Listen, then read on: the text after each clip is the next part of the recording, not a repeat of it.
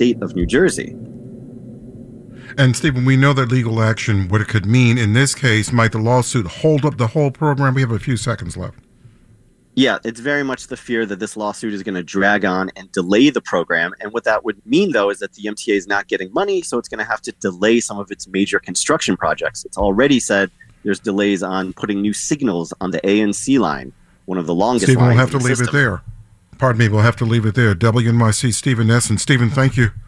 Thank you, Michael. Support for WNYC comes from FX's Justified, City Primeval, starring Timothy Oliphant, Anjanou Ellis, and Boyd Holbrook. U.S. Marshal Raylan Givens is set on a collision course with a violent sociopath and a formidable attorney. Awards eligible. Info at fxnetworks.com.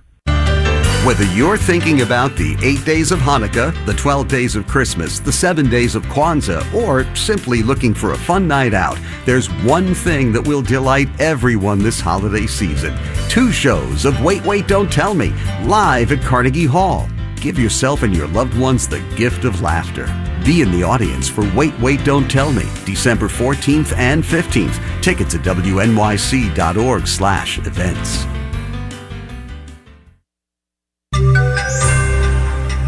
More signs that gangs aren't really ransacking stores.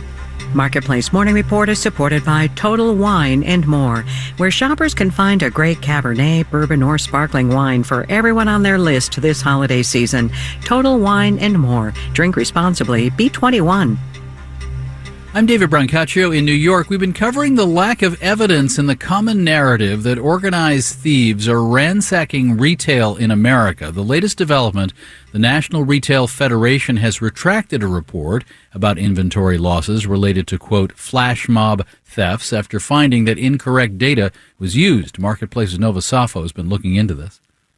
Yeah, David, this is a lesson in statistics, not always telling the full story. Sometimes we really need to take numbers with a grain of salt.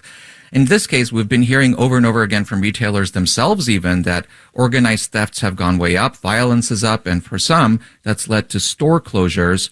Well, it turns out, with the exception of a few big cities, really there isn't much there. The National Retail Federation has retracted its claim that nearly half of the $95 billion in inventory losses in 2021 was caused by organized retail crime. That's their term. It turns out that claim, the nearly half statistic, it was often cited by news organizations, was not thoroughly vetted, and it's actually not totally clear where that statistic came from. So what do we reliably know about retail theft in recent years in America? Well, we know what's in the crime statistics, so reported crime, and that comes from Washington, D.C. think tank called the Council on Criminal Justice. It found that when you look at the most recent data, there really isn't much to say outside of New York City, which is, of course, densely populated. So a spike there, which has occurred, has skewed the national data. But outside of that, theft involving multiple people is exceedingly rare in this country, David. All right, Nova Safo, thank you. It's been a long night's journey into day for European Union negotiators working in a marathon session to come up with pioneering new safety rules for artificial intelligence.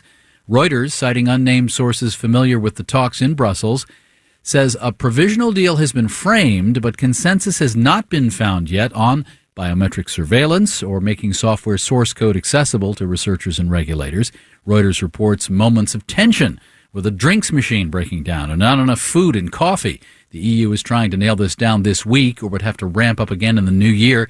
The EU wants to lead the U.S. and China on regulating potentially dangerous AI. It could be 2 years before any of this becomes law. Hollywood performers have voted to accept the deal worked out between their union, SAG-AFTRA, and studios and streamers. A key piece of this were rules for using artificial intelligence to render artificial performances and who gets paid when AI is used. Actors remain worried about AI, as Marketplace's Sabri Benishore reports. AI already does a lot in Hollywood. It dubs films into other languages. It made Harrison Ford young again in the latest Indiana Jones movie. But I've been looking for this all my life. Actors have been looking for rules around digital replicas of themselves. Those rules boil down to 2 things: informed consent and fair compensation. Duncan Crabtree Ireland is National Executive Director and Chief Negotiator for SAG-AFTRA, the union representing actors. If a studio makes a digital copy of an actor, or even uses parts of an actor's appearance in a digital replica, they have to get permission.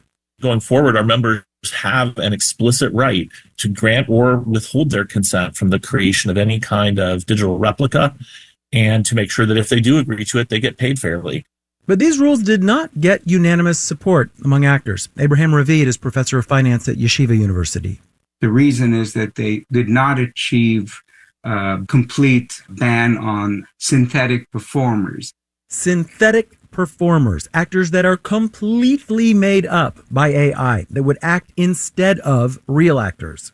In the long run, it probably will be a lot cheaper to do these kinds of movies relative to, paying Tom Cruise tens of millions of dollars to act. On the other hand, he says audiences like to see their favorite actors actually act. While not banned, the union has to be notified if a studio is going to use a synthetic actor and possibly bargain for compensation, if compensation makes sense. But in any case, we are not there yet. The technology is not so advanced yet that you could put a synthetic performer to star in a movie. Sarah Moses is a partner in entertainment litigation at law firm Manat, Phelps & Phillips. So some of this stuff from the SAG agreement is kind of preemptive. And she says the technology is moving so fast and there is enough ambiguity in the contract for plenty of litigation and renegotiation when it is up for renewal in just 2.5 years. In New York, I'm Sabri Ben-Achour for Marketplace. Markets, Dow futures are down 0.2%. S&P futures, I see here, little changed. NASDAQ futures are up 0.2%. Marketplace Morning Report is supported by the Schultz Family Foundation and the American Opportunity Index, a new ranking of how well companies invest in talent to drive business performance and advance employees' careers. More at AmericanOpportunityIndex.org.